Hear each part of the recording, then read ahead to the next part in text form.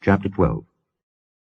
The burden of the word of the Lord for Israel, saith the Lord, which stretcheth forth the heavens, and layeth the foundation of the earth, and formeth the spirit of man within him. Behold, I will make Jerusalem a cup of trembling unto all the people round about, when they shall be in the siege both against Judah and against Jerusalem. And in that day will I make Jerusalem a burdensome stone for all people. All that burden themselves with it shall be cut in pieces, though all the people of the earth be gathered together against it. In that day, saith the Lord, I will smite every horse with astonishment, and his rider with madness. And I will open mine eyes upon the house of Judah, and will smite every horse of the people with blindness.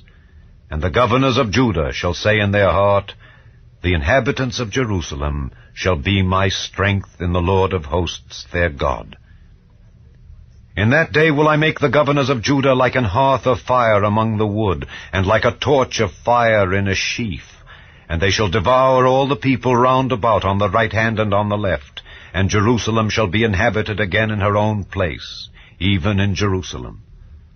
The Lord also shall save the tents of Judah first, that the glory of the house of David and the glory of the inhabitants of Jerusalem do not magnify themselves against Judah.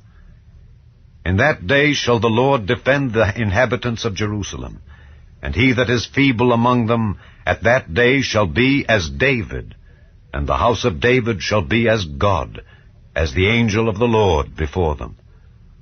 And it shall come to pass in that day that I will seek to destroy all the nations that come against Jerusalem, and I will pour upon the house of David and upon the inhabitants of Jerusalem the spirit of grace and of supplications.